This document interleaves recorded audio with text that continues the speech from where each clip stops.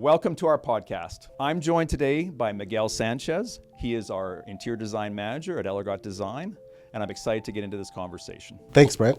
I'm really excited to be here and have this conversation. Miguel, today I want to talk about building the right team for your project. Why do you think designing a custom home takes more than one expert? I think it takes a lot more than one person because there's a lot that's going on in a custom home.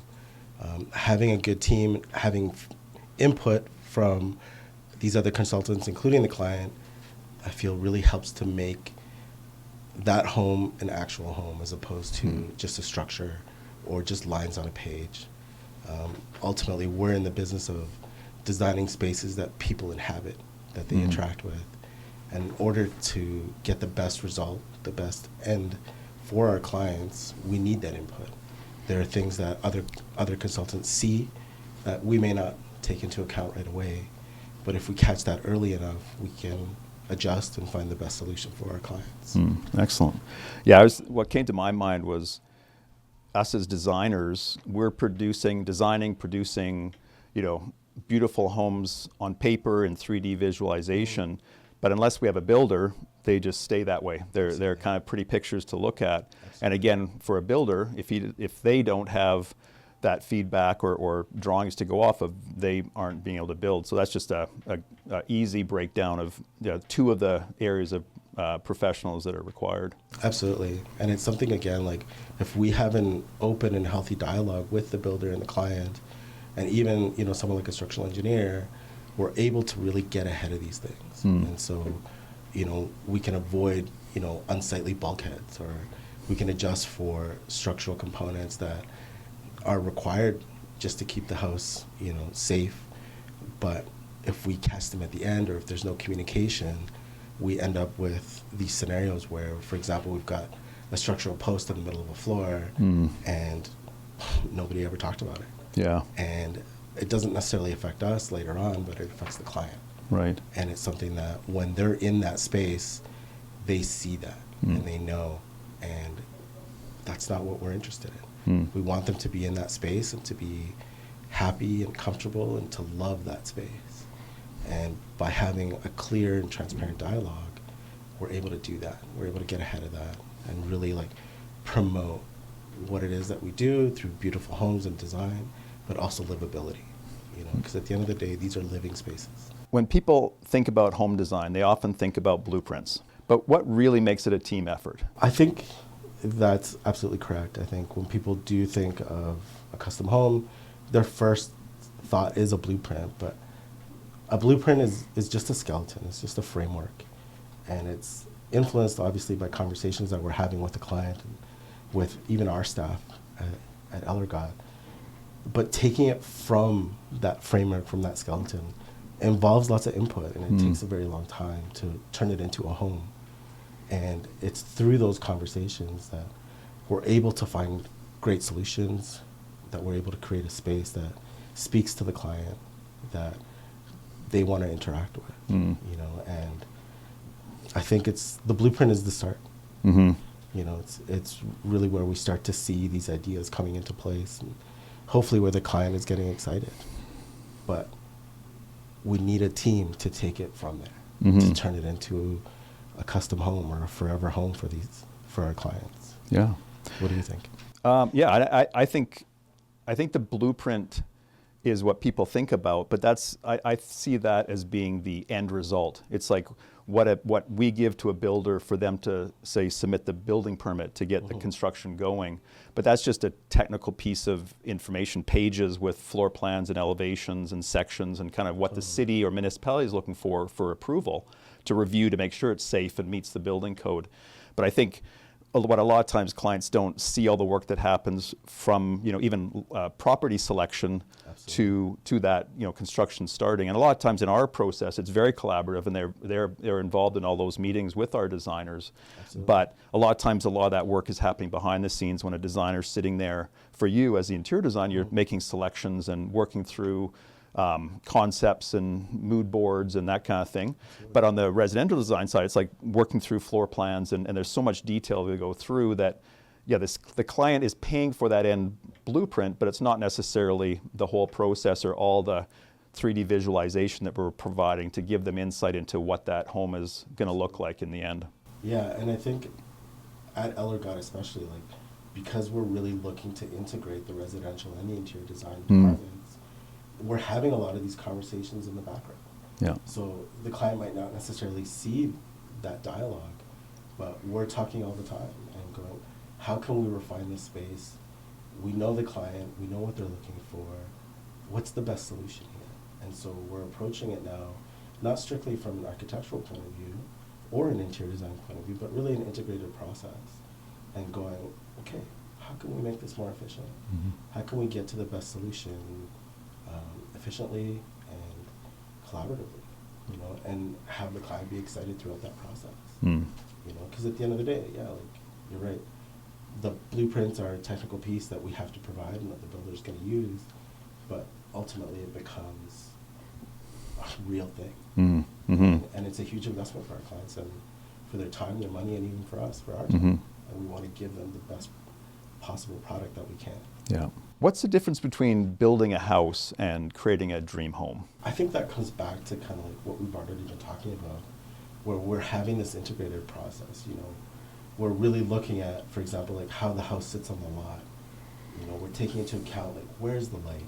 You know, what are the functions that are going to happen within this home? What are the things that are most important to our clients? And we're not building spec homes. We're not just checking boxes and saying, this house needs 3 bedrooms and a kitchen and a den, you know, and a rec room or something. We're really looking to address the needs of our client.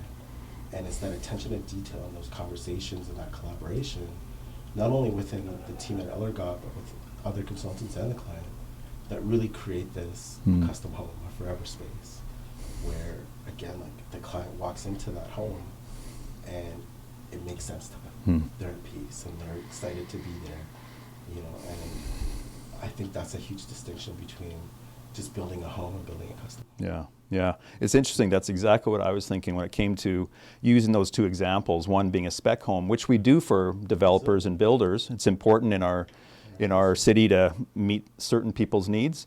It's like a production builder doing, you know, maybe having 80 products or 80 different models, and someone comes and picks that. Well, we're doing one-offs, right? And for our clients with a spec home, like you said, we're checking off boxes where they tell us what the criteria is and we design it. And it's meant for the general public. They're going to put a spec home on the market, and it's going to be, you know, it's a certain demographic for a young family, for, you know, aging in place, or a family with teenagers, or whatever it might be.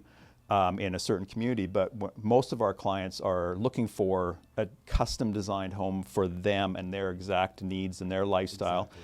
And also part of that conversation we have with them is not only their needs now, but in 5, 10, 15 years, depending on how long they want to live there. Absolutely. And, you know, where they have young kids that will, you know, seem like they're hanging around with them all the time now, but at some point they want to be, you know, their kids want to be in the basement or have some independence. They can't see that right now, but we can give them that insight. Or it's aging in place and, you know, thinking of future elevators or those kind of things. So, yeah, I love that sort of the spec home illustration and what we do mostly, that those custom home designs for our specific clients. Absolutely.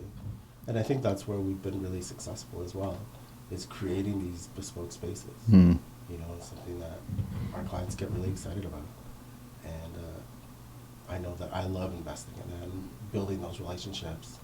And even just internally, having that dialogue with the residential department and kind of seeing the solutions that we come up with. Yeah. You know, what we can do for our clients. So, yeah, I love that. Excellent. Miguel, what do you think happens when you don't have the right team? I know what happens. It's a thing where instead of working together, looking at an end product and looking at a collaborative solution, you end up being a little more combative. You're searching for answers. You're reacting instead of trying to get ahead of a possible issue. And it becomes this experience that is super unenjoyable. You don't want to be a part of it. And it's really frustrating for everyone involved because instead of talking to each other, which is often the issue, we end up assuming things, or we end up calling when it's an emergency, or never hearing back, and so we're forced into a corner to make a decision based on a schedule or based on a client's needs. And it's tough to find the best solution at that point. And a team needs communication. A team needs to have a shared focus and a shared purpose. And when you don't have the right team in place, that doesn't happen. But yeah, I don't know. What do you think? Well, I think there's, there's either going to be, we create a team with our clients and the required core team members and sort of other essential team members, or it's going to happen anyway, but they're just not going to be a team. Do you know what I mean? Like these are all components and people and professionals that are required, like residential design, interior design, a builder, and then into the other kind of not peripheral, but other consultants like structural engineers and surveyors and that kind of thing, the municipalities.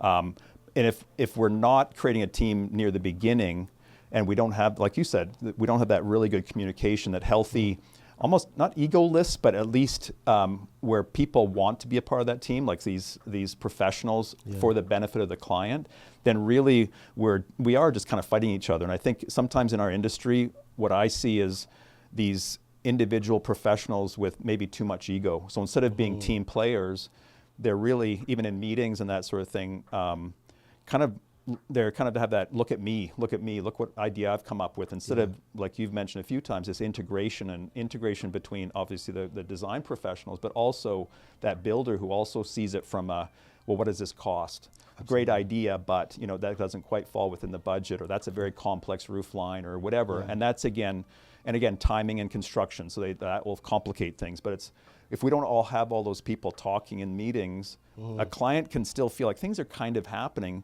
but in the end, like I think that's what you're alluding to when it comes to sort of the putting out fires and those kind of things, can be really tough in construction because some of these things haven't been worked out during the design phase. Absolutely.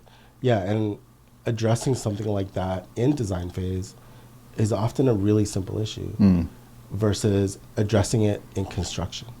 Because now we've got real timelines and we're probably affecting the budget, and it's something that like we could have changed in office. Yeah. And now we're sitting on site going like, what do we do? Yeah. And the client's going like, how has this happened? And that's not a good look for anybody. No. So no. Yeah, and that's always a tough conversation. Mm-hmm. So Brent, can you think of an example where collaboration between experts made all the difference?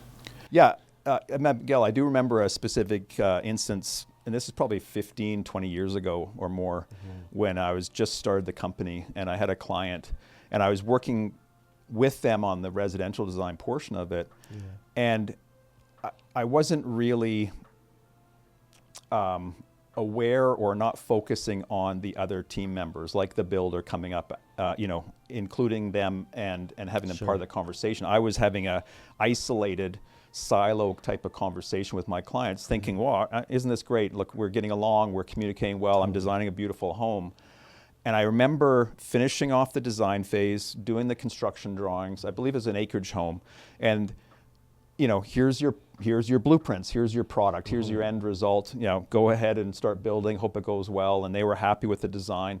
And I remember contacting them about 6 months later, thinking I was going to be hearing about, what's happening on construction. Oh, we're at drywall stage, or we're at whatever, finishing stage.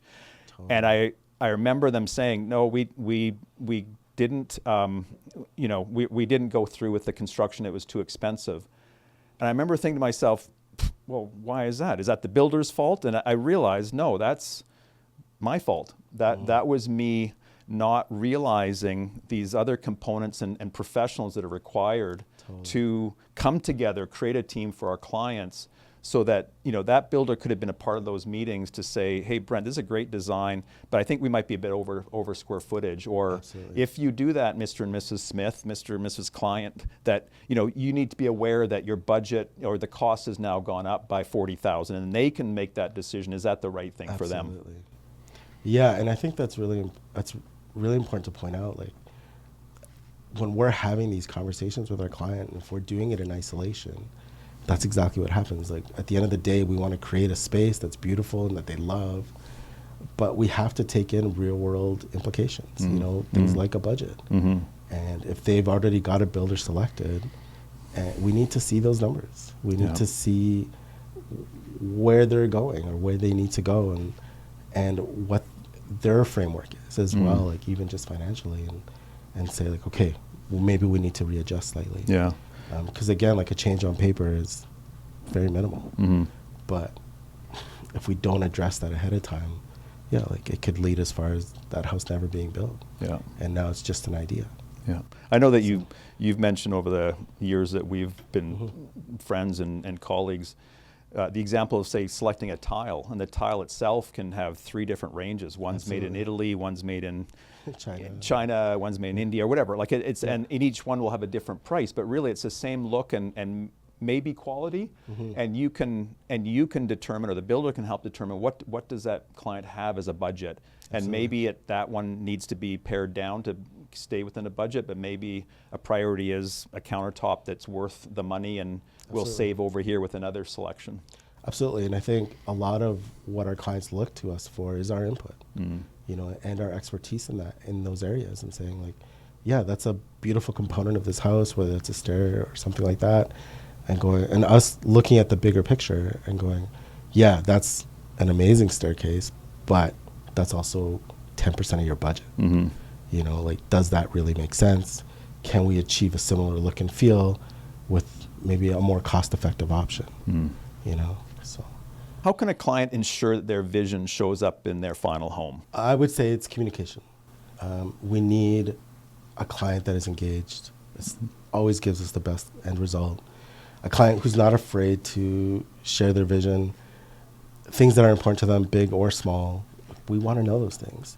You know, if they have inspiration boards or pictures or mood boards, we want to see that. You know, years ago I had a client, she gave me 2 binders full of magazine cutouts. She'd been thinking about this for a couple of years and just collecting information, and that was amazing because she and I could go through these binders and talk about it and really distill what was important to her. And at the end of the project, I went to see her about a year after that, and she just walked me through that house. She was still so excited about it, and it was so important that she had kind of done a little bit of her own homework, but really that she was willing to share it with us, and so that we could reference it and use it and call back to it, and, you know, really have that shared vision with her. You know, I think part of our job is really to tap into where our clients are at and to interpret what's important to them and make sure that one thing I think is also important for our clients to know is that they're not going to hurt our feelings if they don't like an idea. I think we would all rather that they just say that. Because at the end of the day, like, we want the best solution for them. And if they don't like something, tell us. You know, because we're not the ones that have to live there. Yeah. They do. Yeah. And we want them to love that space, love that home. I think that's a really important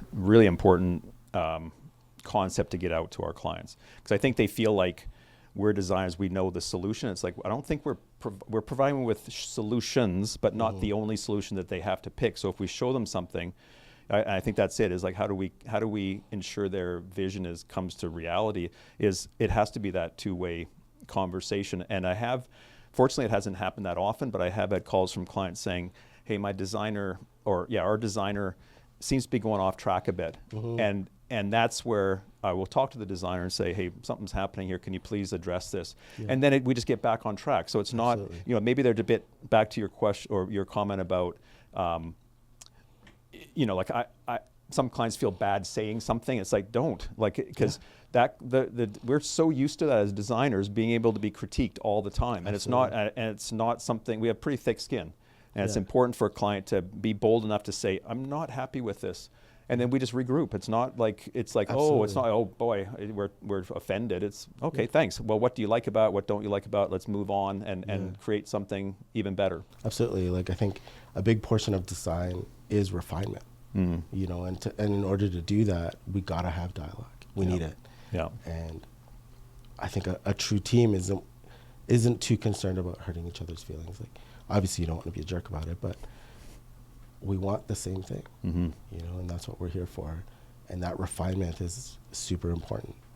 You know, we build that into our process, you know, so we want the client to take advantage of that, you know, to know that we're listening, and we want the best thing. Mm.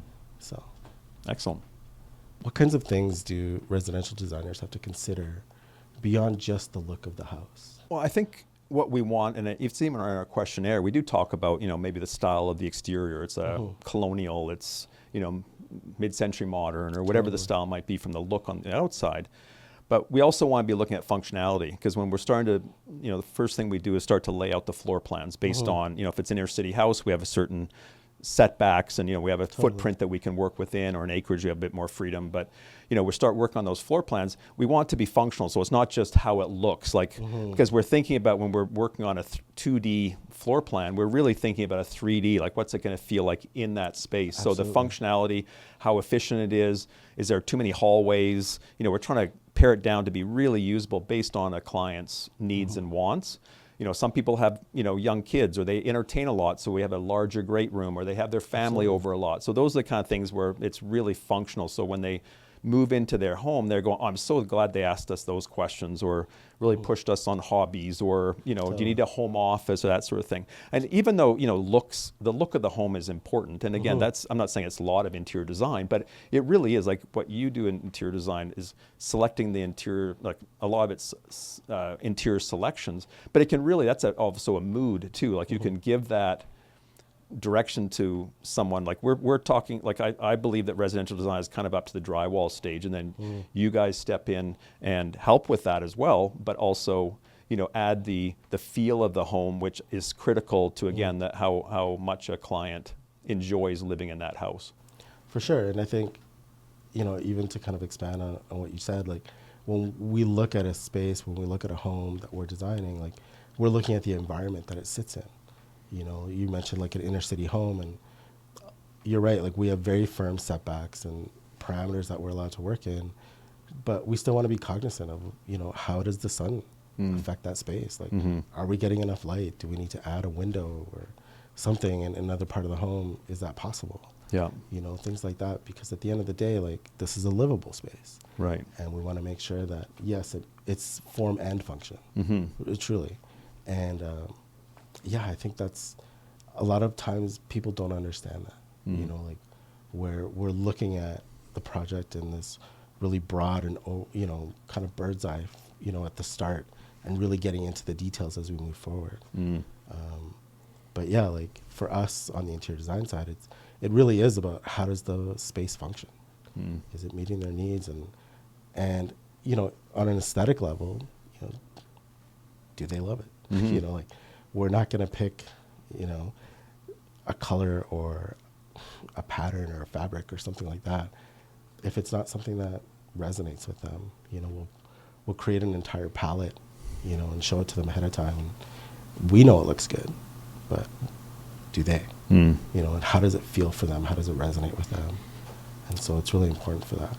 I would quickly add that, one of the things that's also really important, you mentioned inner city homes, is, and acreage applies, is like, is there a view? Do you want to, take advantage of a view, or take advantage of the sun, or do you want to minimize exposure to something that maybe is the neighbors, or, something that you don't want to see looking out your living room window all the time? Absolutely. Yeah, and I think we both had clients where like their ask is a bit different than what we're used to.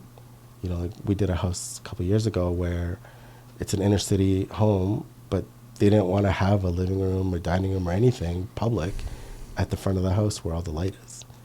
That became an office, and with walls, and the kitchen was behind that. Their living room was at the very back of the house. They didn't want anybody to see them. And so they kind of blocked the front view. But you go back there and they're really happy with it. It works for them. And that's what we're interested in. Yeah. So, Miguel, how do you interior designers make a house a home? a lot of it is listening. A lot of it is having these conversations with a client to really distill what's important to them. You know, one of the main things that we do start with is a lifestyle questionnaire. We want to know how they use space. We want to know what's important to them. We want to know what their future plans are. We'll get right down to, do you like people in the kitchen with you, or are you a solo cook? Like all of those things we want to know, because that really influences how that becomes your home. And our goal really is when you walk into that door, that you feel like you're home, you know? And so interior design encompasses part of that as well, like that feeling. And in order to really encapsulate that and capture it, we have to listen. We have to understand, like, this client resonates with a certain style of home, you know, whether that's, you were mentioning like a mid-century modern or a colonial, like, so we're looking for those touches and we're really making it bespoke to them. And we're interpreting what they're saying and putting it into 3D. And so you mentioned views as well, like, we're doing an acreage home, and so one of the things that our client loves is the mountains, and making sure that as they travel through that home, that view is revealing itself to them. And that's part of the collaboration that takes place between the residential side and the interior design side. And we're drawing their eye to certain things and to certain, you know, materials and surfaces. And, you know, that idea of a home is really tough to capture, but it's a thing where as you walk through that space, you feel like it's yours, that it speaks to you, and that it meets your needs. It might not be something that works for everybody, but it works for you. And that's what we're interested in. Yeah. You know, that's what building a bespoke space is all about, you know. And so communication is key there, absolutely. So what should clients look for when choosing a builder? Well, the advice I typically give my clients when we're meeting for the first time, when I ask them if they've got a builder selected. I'm going to start again. That was a ramble. I typically suggest to clients to talk to 3 at least builders. What I find is they all have different personalities. They have different styles of communication. There's different sizes of builders. There's some that have large teams. There's some that are like an individual builder with lots of great trades, and they've been in business for years. So a lot of that is, I also ask a client to also be thinking of, maybe they've never worked with a builder before, but to think about, as they're interviewing these builders, to be thinking about how well they're going to work with this builder from a personality perspective, from a communication perspective. What are the expectations of that builder? Is it, I expect, or I talked to a friend or a family member and they said, their experience was like this. So to avoid that, or to make sure this happens, I need to hear from that builder once a day or on Friday afternoon, and here's what's happening on your site, or I need to be on site every day. And some builders would say, no, you're not allowed to, or, so again, that having those really honest conversations in those interviews with the builder is really important. And I also tell them, the scenario of, or if I was looking for a builder, I'd want to know, can I have the hard conversation with them? The hard conversation typically is a financial one, or it's, I'm not happy with something. Instead of just sort of, because sometimes people will fire a builder because something went wrong, but they maybe didn't bring it up soon enough, or the builder didn't. So it's like, if who can you have a really positive relationship with, where you can say, hey builder, I thought you weren't going to charge me for this, or this seems a bit high, or hey, something happened on site and I don't think that's the right tile, or whatever. That's not how I envision this. Can we stop? So I think those are some really good points. I think so too, and I think it's important to note too that for the time that they're building that house, their relationship with the builder is one of the most important relationships they have. And if that fractures or starts to break down, like, that's a big thing, so like having those interviews at the beginning, before anything really gets started, and ensuring, like, can we work together? Is this a good fit? I think is really, really key, and I'm really glad you mentioned that. Yeah. So, thank you. So Brent, in your opinion, why do we need other specialists like energy code consultants or structural engineers on a project? Well, I think, like, on the energy modeling, sometimes it's for the client's benefit, with certain code requirements. If they want to elevate the efficiency of their home, we want them to be working with a professional that can really give them a good advice with their builder's input on where to put more insulation, or how to increase the efficiency of their home, maybe from a more economical way, or how can you get the best result for the building envelope of your home. So that's where, we don't want to just meet code, but we want to, again, customize that home for the client's needs, and energy efficiency is one of the things. So from an energy model or that kind of professional. And then on the structural engineer side, a lot of that is just by code. But again, we also want it to be a safe home for them. So we as resident designers, all of us are architectural technologists, we have the technical background, but we're not engineers. Correct. So the municipalities require that a lot of the components like floor joists and trusses, beams, openings, openings above windows and stuff are structurally sound. So Absolutely. we definitely need those people that think that way, think differently than us, even to a higher detail of structural integrity. So they're essential. Yeah, and oftentimes, like with a bespoke space, we might be looking at a different scenario that we don't see all the time. And for example, like maybe it's a really large cantilever, and having someone on board, like a structural engineer, to say like, that's not possible. Right. You need to talk to your client now, let them know, like, or on the other side, going like, yeah, we can totally do that. Let's, do this, and we know that it's safe and that it's doable, and we can go back to our client and be like, hey, we figured this out. Yeah, with help from our structural engineer. Exactly, our team is working together. Yeah. Miguel, why do you think communication is one of the most important skills that we as team members should have? I think it's really important because at the end of the day, we're all working towards the same goal. We're creating a space for another person or another family, and it's important to meet their needs as opposed to, our personal agenda if we have that. And so communication is the linchpin to all of that.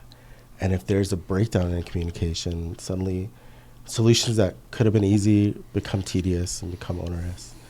Or things become combative, relationships break down, and that never works.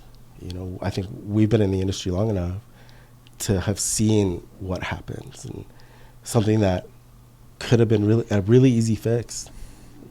People didn't communicate for whatever reason, and it's been kicked down the line over and over, and now it's an emergency. Now it's an issue, and those issues often have real world implications. And it's not necessarily like our money, it's our client's money, and we're shepherding them along this journey. And we want to make sure that they have the best possible experience, that they're getting the value that, they're looking for. And ultimately that their vision, along with our help, is coming to life. And communication has to happen for that to ever be possible. And so if we're not getting that, then that's a big issue. Yeah. And if we have collaborators that don't want to collaborate, then we need to rethink that process.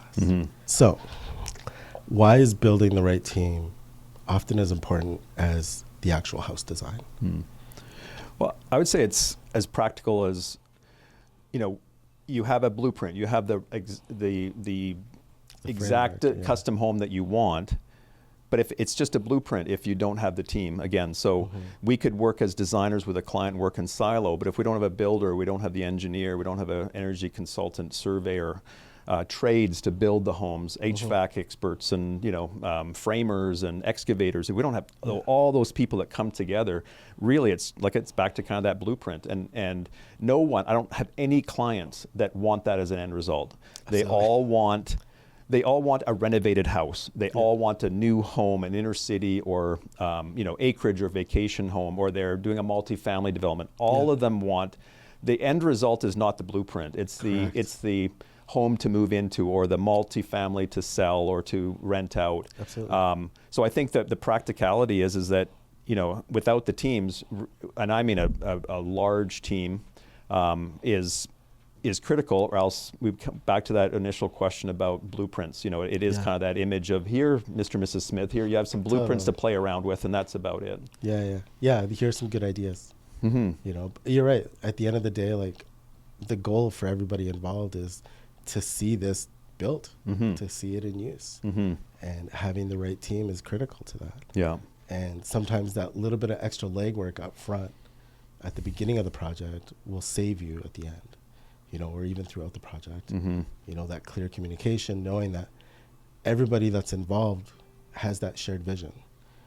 Because without that, you're right. We're just giving them pieces of paper and going, hey, we got this approved for you, but see ya. Yeah. That doesn't make any sense. So absolutely. I like that. That's Okay. So thanks so much, Miguel, for joining me in this podcast. It's been a great conversation, like all of our conversations are Totally. over the years. And I really really appreciate your insight in this. And I think we have the same vision and the client-centered approach that is vital for our clients and our projects. So again, thank you very much. Awesome. Thanks for having me. I always love our conversations. Yeah. Thanks for joining us, everyone. If you found this information helpful and want to connect with us, please go to our website at beginwithdesign.com. There you can find our phone number. You can reach out to me via email at info@beginwithdesign.com. And as well on the website, you can also set up a meeting with myself or Miguel, depending on your project. And we'd love to connect with you and answer any questions you might have. Thanks for joining us.